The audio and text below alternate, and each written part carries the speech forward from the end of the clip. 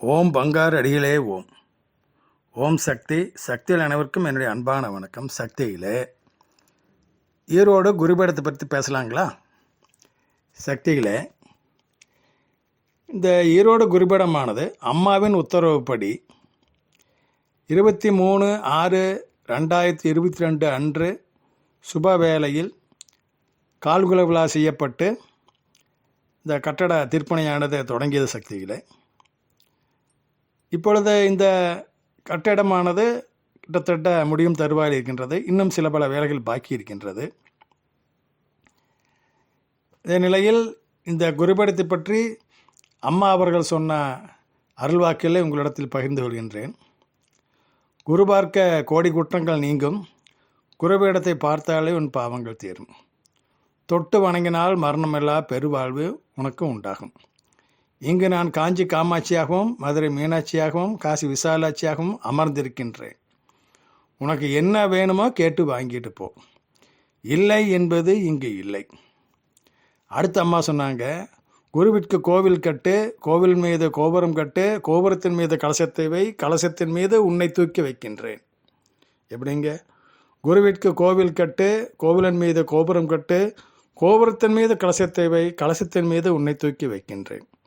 அதாவது இந்த குருபீட திருப்பணிக்கு, கட்டிட திருப்பணிக்கு நீங்கள் எந்த வகையில் உதவி செய்தாலும் உங்கள் வாழ்க்கை தரமானது அந்த அளவுக்கு உயர்த்தி வைக்கப்படும் அப்படிங்க இந்த அருள்வாக்கினுடைய சாராம்சம். சக்தியில் அம்மா அவர்கள் எங்களுக்கு உத்தரவு போடும் பொழுது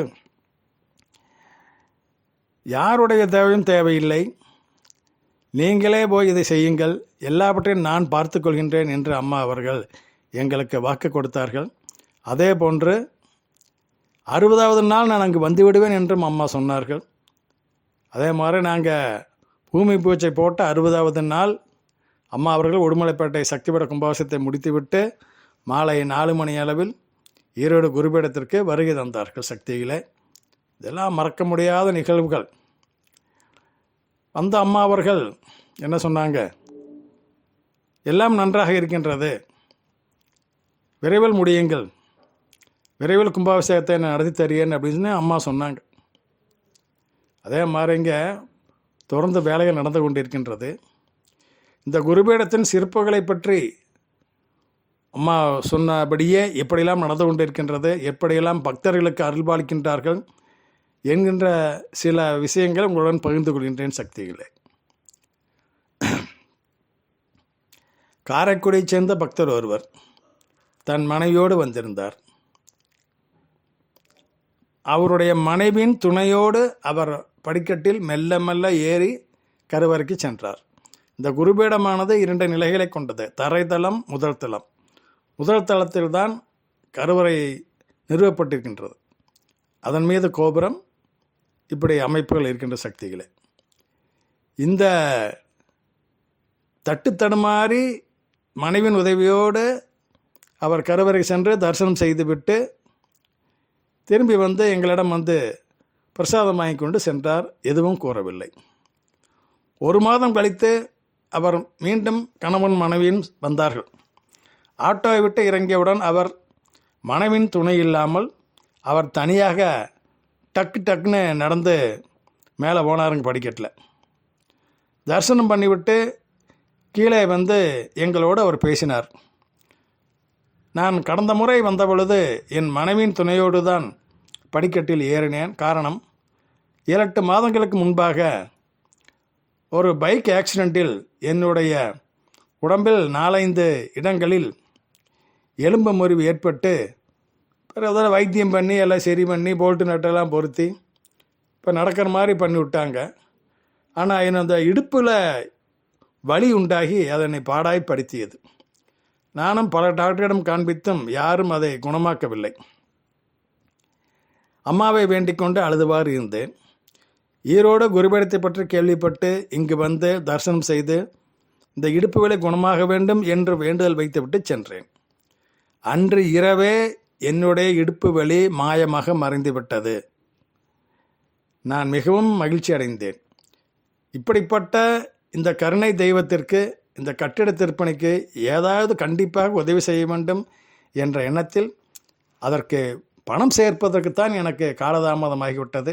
அதனால தானுங்க 1 மாதம் கழித்து வந்தேன். இந்தாங்க என்னுடைய காணிக்கை என்று ஒரு கணிசமான தொகையை கொடுத்தார். அதே போன்று சக்திகளே, திருப்பூரிலிருந்து ஒரு சக்தி வந்தாங்க. அவங்களுடைய பிரச்சனை என்ன அப்படின்னா, அவங்க கட்டடத்தை கம்பெனிக்கு வாடகைக்கு விட்டுருந்தாங்க. இந்த கொரோனா பீரியடில் எல்லாம் காலி பண்ணிட்டு போயிட்டாங்க. கொரோனா முடிஞ்சும் கூட கிட்டத்தட்ட 3-4 ஆண்டுகளாக அந்த கட்டிடமானது யாரும் கேட்பார் இல்லாமல் கிடந்தது காலியாக. அவர்களை வேண்டுதல் என்ன, அந்த கட்டிடமானது யாராவது இந்த வாடகைக்கு எடுத்துக்கோணும், அதனால் வாடகை பணம் தனக்கு வர வேண்டும் அப்படிங்கிறது அவங்க வேண்டுதல். காலையில் வந்து வேண்டிட்டு போனாங்க. சாயந்தரம் அவங்களுக்கு அவங்க வீட்டுக்குள்ளே போன உடனேயுமே அவள் செல்ஃபோன் அடிக்கின்றது. எடுத்து பேசுனா ஒரு கம்பெனிக்காரரு அவங்ககிட்ட இருக்கிற அந்த கட்டடத்தை தான் வாடகைக்கு எடுத்துக்கொள்வதாக கூறுகிறார். இப்பொழுதே அட்வான்ஸ் பணம் கொண்டு வந்து கொடுக்கின்றேன் என்று அவர் சொன்னார். அதே மாதிரி வந்து அட்வான்ஸ் பணம் கொடுத்து அந்த கட்டிடத்தை வாடகைக்கு எடுத்துக்கொண்டார். எப்படி பாருங்கள், காலையில் வேணுன்னா சாயந்தரமே கோரிக்கை நிறைவேறியது. அடுத்து பாருங்கள், கோவையை சேர்ந்த என்னுடைய நண்பர் ஒருவர், அவர் வந்து வேள்விக்குழு தொண்டர். அவர் என்ன பண்ணாருங்க, அவருடைய கோரிக்கை என்ன, அவருடைய மகனுக்கு உரிய வயதில் திருமணம் ஆகவில்லை. பொண்ணு கிடைக்க மாட்டேங்குது. பையன் நல்லா அழகாக இருப்பார், படிச்சிருக்காரு, பெரிய வேலையில் இருக்கிறாரு, நல்ல சம்பாத்தியம். ஆனால் பெண் அமைய மாட்டேங்குது. அவருடைய வேண்டுதல் தன் மகனுக்கு விரைவில் திருமணம் நடக்க வேண்டும். என்னிடம் 2 நன்கொடை புத்தகங்களை வாங்கி அதை செய்து கொண்டிருந்தார், வசூல் செய்து கொண்டிருந்தார். 1 மாதம் கழித்து அவர் என்னிடம் அந்த தொண்டையெல்லாம் முடித்துவிட்டு அந்த காணிக்கை பணத்தை கொண்டு வந்து கொடுத்து தனக்கு நடந்த அனுபவங்களே அவர் சொல்கின்றார். நான் பாதி புத்தகம் தானே முடிச்சிருந்தேன். அந்த நிலைமையிலேயே என்னுடைய வேண்டுதல் அம்மா நிறைவேற்றி வச்சுட்டாங்க. குருபீடத்தம்மா, என்னுடைய மகனுக்கு பொண்ணு அமைந்து விட்டது, சென்ற மாதம் திருமணம் நடந்து முடிந்து விட்டது என்று கூறினார். அடுத்து அவருடைய உடன் தொண்டு செய்யும் இன்னொரு பெண், ஏழ்மை நிலையில் உள்ளவர், அவர் ஒரு சிறு தொகையை கொடுத்து குருபீடத்திற்கு நன்கொடை செலுத்தினார். அவரும் திருமணமாகாமல் காலதாமதம் ஆகிக்கொண்டிருந்தது. 1 வாரத்திலேயே அம்மா அவர்களுக்கு ஒரு தகுந்த மாப்பிள்ளை ஏற்பாடு செய்து கொடுத்து அவர்களுக்கும் திருமணம் இனிதாக முடிந்தது. அதே அந்த தொண்டருடைய குழுவைச் சேர்ந்த இன்னொரு பக்தர், அந்த அம்மாவுக்கு வயசு 45, அவங்க ஒரு தனியார் கம்பெனியில் பியூன் வேலையில் இருக்கிறாங்க, கடைநிலை ஊழியர். அந்த அம்மாவுடைய வேண்டுதல் என்ன, தன்னுடைய வருமானம் உயர வேண்டும். எப்படி உயரும், அந்த கம்பெனியில் அந்த வேலைக்கு அவ்வளோ தான் சம்பளம் கொடுப்பேன், ஏன்னா தனியார் கம்பெனி, அதுக்கு மேலே தரமாட்டான். ஆனால் பங்காரமாக என்ன பண்ணுறாங்க பாருங்கள், அந்த பெண்ணின் தாத்தாவிற்கு இந்த பெண் குடியிருக்கும் பகுதியிலேயே சொந்தமாக ஒரு வீடு இருக்கின்றது. அந்த வீட்டை இவர்கள் குருபீடத்திற்கு நன்கொடை கொடுத்த 1 வாரத்திற்கு உள்ளாகவே அந்த பெண்ணிற்கு தானக்கரையும் செய்து வைத்தார். பார்த்தீங்களா, இது நாள் வரை அவங்க வாடகை வீட்டில் இருந்தாங்க. இப்போ அங்கே சாதாரணமாக வாடகையே 10,000 ரூபா. இப்போ 10,000 வாடகை பணம் மிச்சம் வச்சுங்களா. இந்த மாதிரி அம்மா கேட்டவர்க்கு கேட்ட வண்ணம் அம்மா அவர்கள் எல்லோருக்கும் படியளந்தார்கள்.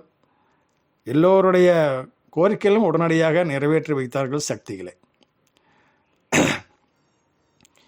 இன்னொரு பெண், அவரும் வந்து திருப்பூரை சேர்ந்தவர். அவங்க கணவன் மனைவி இருவரும் ஒரு முறை குருபீடத்திற்கு வந்தார்கள், தரிசனம் செய்துவிட்டு சென்றார்கள். அந்த பெண்ணை பார்த்த பொழுது ஏதாவது அவர் உடம்பில் ஏதோ குறையிருக்கும் போல் இருக்கிறது, ஏன்னா சிரித்த முகமாக இல்லாமல் மிகவும் சோர்வாக காணப்பட்டார். 10 நாள் கழித்து அவர்கள் கணவன் மனைவி இருவரும் வந்தார்கள், சிரித்த முகத்தோடு வந்தார்கள். மேலே போய் அம்மா தரிசனம் பண்ணிட்டு வந்து உட்காந்தாங்க. எங்கள் முன்னால் உட்கார்ந்தவர்கள் அவங்களுக்கு நடந்த அனுபவங்களை சொல்கின்றார்கள். கடந்த 8 ஆண்டுகளாக நான் கடுமையான வயிற்று வலியால் அவதிப்பட்டு கொண்டிருந்தேன். செய்வனையோ இடுமருந்தோ என்னன்னு எனக்கு தெரியாது. வைத்தியம் பார்த்தேன், அம்மாட்ட பாத பூஜைக்கும் போனேன், அம்மா குணப்படுத்தி தரேன்னு சொன்னாங்க. ஆனால் காலதாமதம் ஆகிக்கொண்டே இருந்தது. நானும் அந்த வேதனையை அனுபவித்து கொண்டே இருந்தேன். ஈரோடு குருபீடத்தை பற்றி கேள்விப்பட்டு இங்கே நாங்கள் இருவரும் வந்து எங்களுடைய அந்த வயிற்று வலி குணமாக வேண்டும் என்று தான் வேண்டுதல் வைத்தோம். அதே மாதிரி நாங்கள் வேண்டிட்டு போன அன்று இரவே இதுவரை நான் அனுபவித்த வலியை காட்டிலும் பல மடங்கு வயிற்று வலி எனக்கு உண்டானது. தாங்க முடியாமல் வீட்டுக்கு நான் பிறண்டு அழுதேன், உருண்டு அழுதேன். விடியற்காலையில் பாத்ரூம் போகும் உணர்வு உண்டானது. பாத்ரூம் போனேன். இந்த வயிற்றுக்குள்ளே என்னென்னவெல்லாம் விஷமெல்லாம் இருந்தோ அதெல்லாம் வெளியே வந்துருச்சு. இப்போ நான் நிம்மதியாக இருக்கிறேன், எனக்கு எந்த பிரச்சனையும் இல்லைங்க அப்படின்னு சொல்லி அந்த அம்மா சிரிச்சது. அப்போ அந்த அவருடைய கணவர் சொல்கிறார், என் 8 ஆண்டுகளுக்கு பிறகு என் மனைவியின் முகத்தில் சிரிப்பை பார்க்கின்றேன் அப்படின்னு சொன்னார். அவர்கள் இருவரும் ஒரு கணிசமான தொகையை குருபீட கட்டிட திருப்பணிக்கு நன்கொடையாக கொடுத்தார்கள் அப்பொழுதே. இப்படி அம்மா அவர்கள் இந்த ஈரோடு குருபீடத்திற்கு யார் வந்தாலும் சரி, என்ன கேட்டாலும் சரி, உடனே அவங்களுக்கு அதை அள்ளி கொடுக்கின்றார்கள்.